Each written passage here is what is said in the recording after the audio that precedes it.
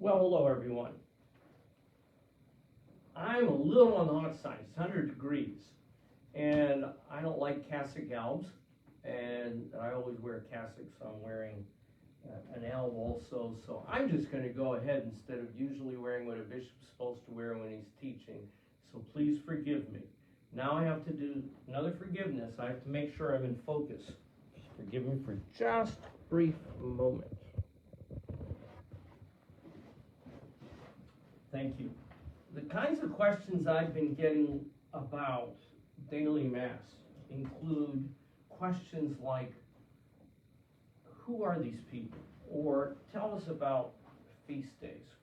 Well, for just a moment, I'm going to have to back away from that, and then I'm going to step back into it.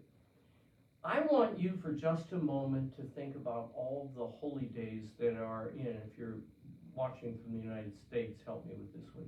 But I want you to think about all of the holy days that are kept in the United States.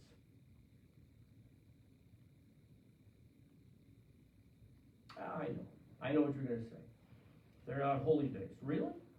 Well, the way feast days have worked traditionally over 2,000 years is you don't have to work that day, and it's still the same in various parts of the world today that on certain holy days you're off.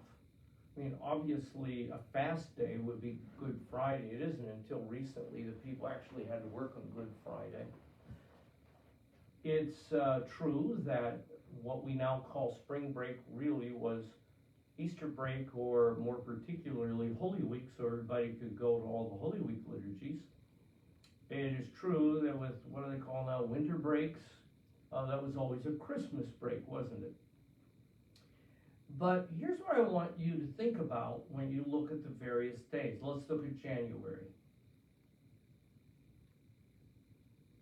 Well, a little slim, but if you watch the way in which things have developed, the night before, December the 31st, is the eve of a day for people. That is, you know the activities that take place on December the 31st. Ask yourself how this bears resemblance to anything in the Bible or anything in the church calendar.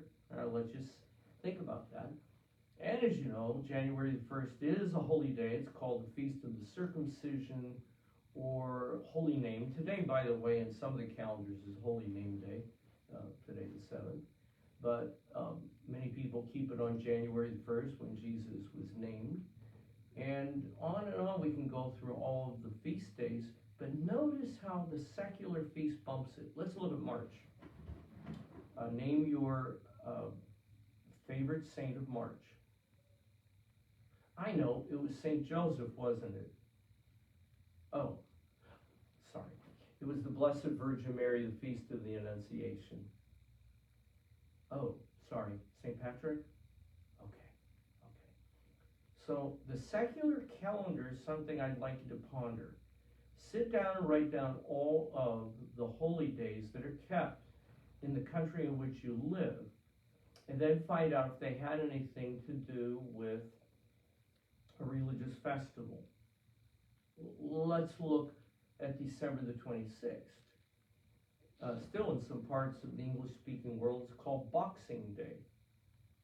What do you do on Boxing Day, December the 26th? What does it mean? Why do people get the day off?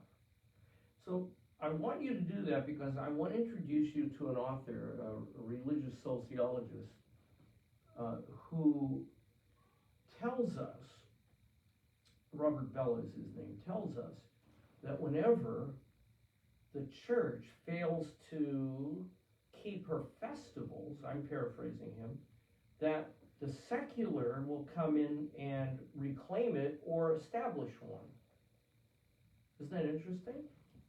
So, for example, you may talk to some Christians and they'll look at you like you're crazy when you say it's Advent, or you say it's Epiphany season, or any of the seasons. But really, haven't we for all of history wanted to have seasons? And what's one of the complaints that people have about some of the places they live? I don't like living here because it's always summer.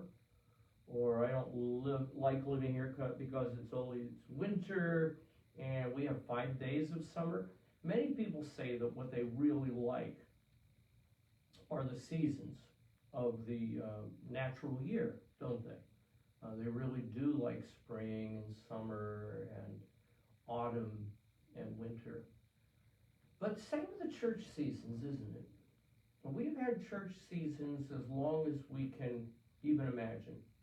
Why some people have gotten rid of them, I don't know. I guess they have reasons for doing that, but I've never lived in that environment till I moved to Texas, so it's a little bit still new to me. Now, the next thing, though, that I would ask you about is, are there any festivals that you do in your house related to the natural seasons?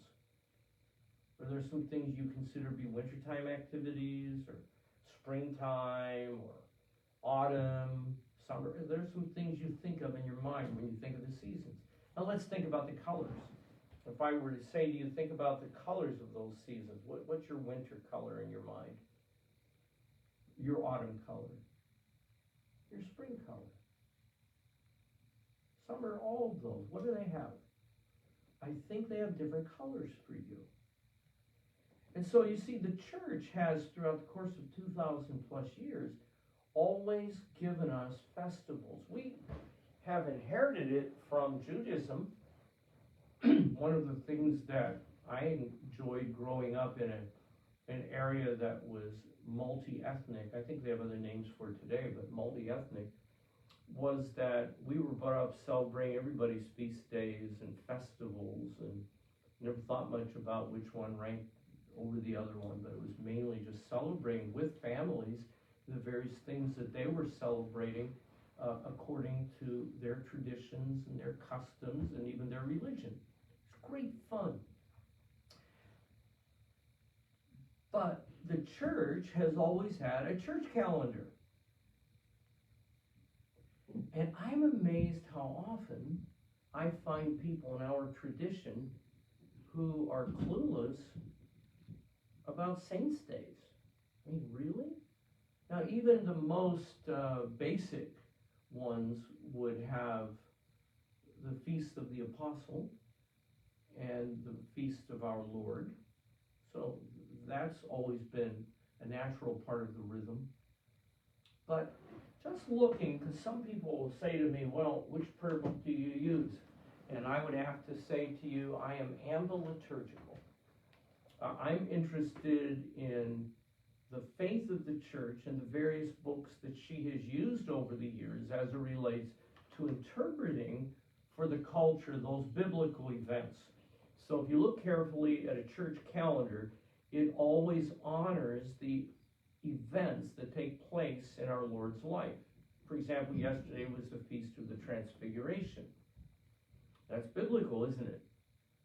March 25th, that's Annunciation.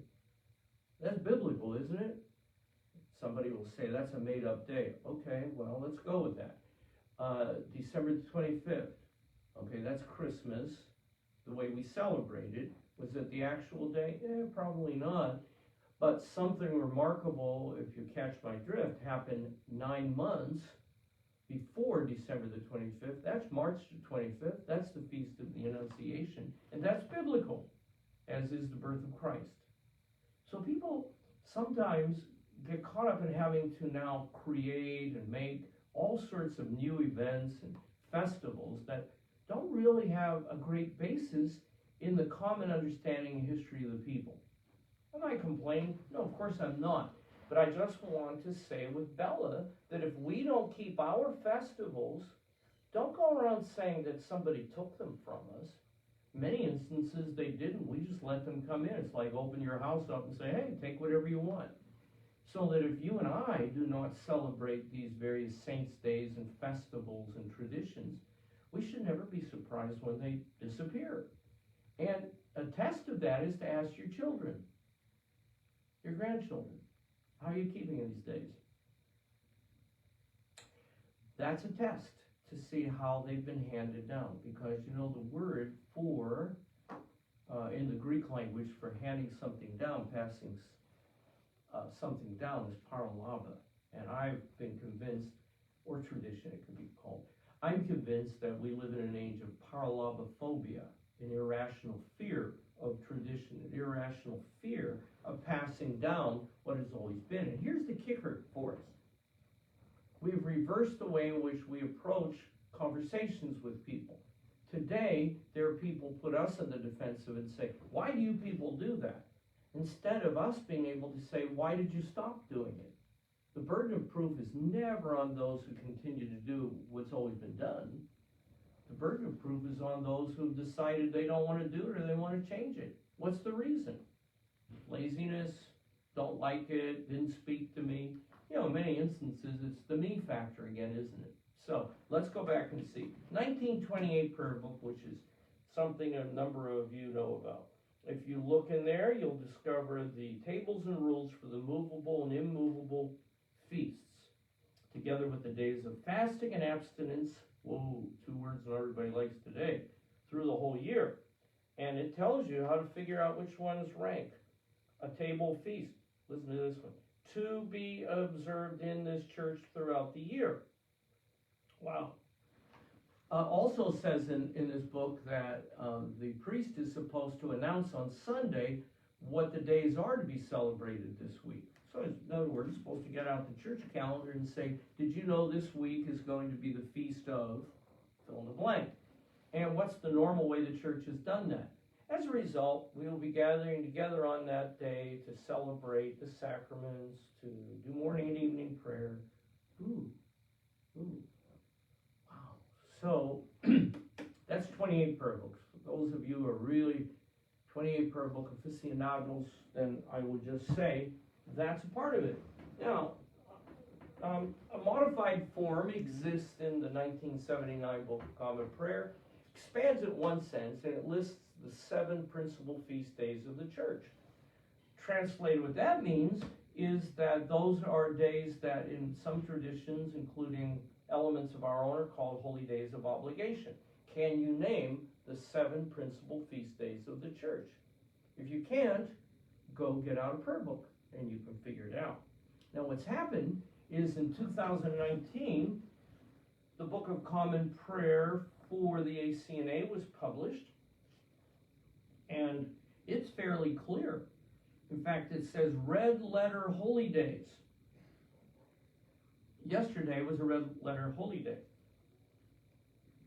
Today is listed under optional commemorations, Anglican, John Mason Neal, priest and reformer of the church. And tomorrow is listed as the Feast of St. Dominic, priest and friar. And it says here that this has an ecumenical element to it. So what does that mean? That means that column number 1, all of us are supposed to celebrate. Column number 2, if you'd like to remember some Anglican worthies, as I call them with you occasionally, here's who we're recommending. Column number 3, those which are celebrated around the world by most Christians, the 3 largest Christian groups: Eastern Orthodox, Roman Catholic, and Anglican. Now the question we have to ask ourselves, therefore, is if we don't do that, why? I mean, isn't this really a part of our tradition?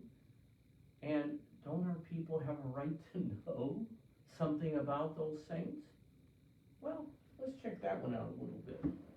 Traditionally, what had happened in especially the monastic community, there were a whole list of different types of feast days. Now, it's a very contemporary usage to say lesser feasts. Not a good word, folks, or minor feast, not a good word. And that's because it really makes it appear to be of really less significance. Now, is it or isn't it? Let me give you an example. Let's say it's called the Lesser Feast of, let's think of one right now, St. William. There you go. Well, he would be listed as maybe in some books lesser feast. But what if you are a member of a parish called St. William's Church? lesser day for you? Isn't it really your patronal day? That is the day when you celebrate the name. See, we have two types here. We have patronal festivals, which are the names of your parish, because you're under the patronage of a particular saint, or titular, Titular, which means that you're under a title, like the Church of the Annunciation, the Church of the Resurrection, the Church of the Redeemer. These are titular. They are titles. They're titles of our Lord. They're titles of what took place in his life, etc., etc., etc. And so the church has throughout the years been offering these sorts of things to us. Now let's pick up on something else. There's one group that occasionally knocks at your door that tells you that it's wrong to celebrate Christmas and also birthdays and also anniversaries. So not everybody watching this right now would call that a really good use, especially if you know a little bit about the group. You have a pretty good reason why not. You're not really into Watchtower, for example. But why is it that we Christians oftentimes have done that with our feast days? It's a little bit like you deciding to get out your calendar and to go through and start Xing out all the birthdays of everybody in your calendar, including your own. I mean, really? Shouldn't we remember these saints on their birthdays? In many instances, they're heavenly birthdays. Because a significant number of these dates are related to when that particular person died. Now, it brings us to another point, doesn't it? In the revelation of St. John the Divine, there are sure a lot of people walking around in white robes. Who are they? Revelation tells us. But what does the word saint mean? It means holy. How does St. Paul address the churches occasionally? To the saints in such and such a place. Does that mean they were perfect? Absolutely not. But doesn't it mean they're kind of like heroes? I don't know about you, but I need heroes. I need to see what people have gone through before I came into this world. I need to find out how they dealt with the struggles that I deal with. Now, I'm using I there because that's oftentimes today the way this all works out. What does that mean to me? What does that have to do with me? It's a very sad, sad situation today where people are much more concerned about their take on something than they are about learning how to become faithful and obedient. And not to be arrogant enough to think that nothing of any value happened until I came along. So let's find out, as you've heard me say before, how did some great holy people deal with plagues, pestilence, famines, and pandemics in the past? Well, let's check it out. Name a few who have.